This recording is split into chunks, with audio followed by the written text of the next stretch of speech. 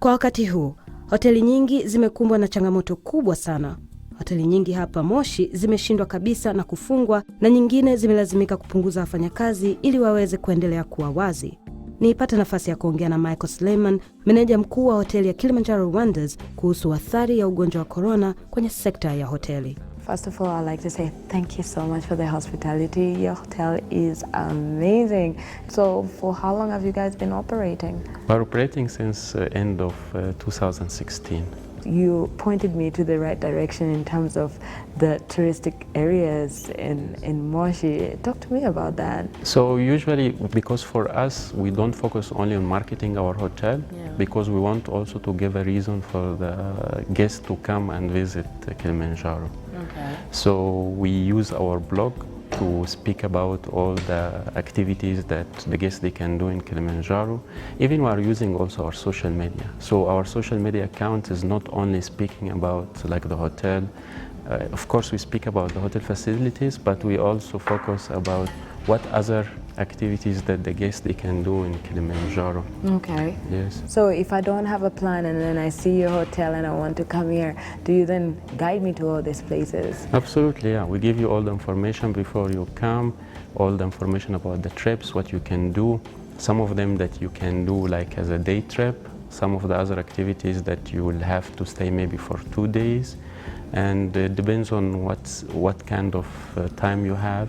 And what your interest is. What you are interested, because there is several things. If you are interested in adventure, you can do Kilimanjaro. If you just want the nature, maybe you can just do a day trip. Okay. Yes. And for how long have you been in the hospitality industry? And now it's more than around 12 years. Oh, wow. Congratulations. Thank you. It's an interesting industry anyways. Yes. So, I mean, now that there is, this pandemic of COVID-19, I have realized that there are a lot of hotels who are your neighbors that have shut down, most of them. So what gives you the motivation to still keep operating? Because we noticed that we still, some of our regular guests, they still travel to Kilimanjaro, because we are serving also corporate clients and business travelers. And those, they are still traveling. Of course, most of them, they limited their travel, but they are still coming to Moshi. And we want to be able also to serve them. Okay. Because we don't want our regular clients from one day that they come to Moshi and we are not there anymore.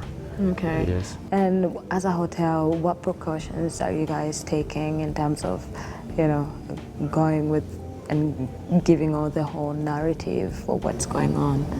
So we started from the early beginning with our staff. Of course, we started to educate our staff on about what is COVID-19, how it's spread, and we printed out also for them materials that they can use to educate them, and how to prevent the spread to themselves, and also how to protect others. Okay. We also, even with our guests, like you used our social media accounts also to inform our guests about what's happening, what are the risks, and what they can do to protect themselves. We also provided our staff with other materials, like for example with hand sanitizers. We gave them also surface sanitizers that they can use inside the rooms, to make sure that after the guests they checked out, the room is sanitized, so it will become safe for the guest which is coming after. As you said, you've been in the industry for more than 10 years. Yes. Have you seen the hospitality industry being hit this hard before? Because it's not just the hospitality industry, it's the travel, it's the tourism, the whole sector. Yeah, no, it is the first time that we face something like this. Of course, we faced some of the crises, like in the global recession in 2008, and with 9/11, the hospitality industry was affected. But this is the first time we have like a hard hit. Because it's international, happened everywhere, and all countries, they have travel restrictions. Like for example with SARS, we had slowdown in the occupancy. The occupancy went down, but with COVID-19, it's like, for example, now we are almost like around 5% occupancy, and most hotels, they are around the world, they went down by around 90%. airlines, they went down by 95%. So it's affecting everyone. Okay. And how do you see hospitality? Do you even see hospitality industry surviving after this? Hospitality industry will survive, but there will be, of course, some changes. It will not go back to normal. There will be a new reality. And of course, some companies, they will not be able to survive. That will be normal in this kind of crisis. Some people are expecting that 50% of the airlines, they will go bankrupt. And that will go also to the hotels. But many of them, they will survive, but they will have to adapt to the changes. So people, they will continue to travel, but will be more cautious. Yes, and the numbers will go down as well. Absolutely. So, in your opinion, how do you see the future past COVID-19? We don't know when it's going to be. There will be a recovery, but we are preparing for the recovery. So of course we are expecting that the numbers will go down, will not reach the occupancy numbers as we had in 2019, for example. So the occupancy will go down.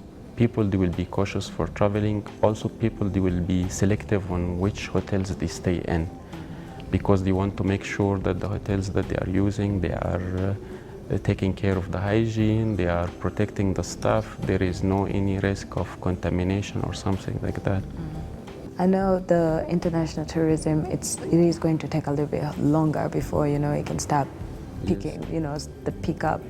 But the local tourism, I believe, will start gaining its momentum as soon as, the COVID-19 is a bit, it reduces a bit and life starts moving on. What are you telling, especially the Tanzanians, because them being the local tourists? Okay, so we are, of course, we started to advertise our resident rates. So we have new rates that is targeting the Tanzanian residents.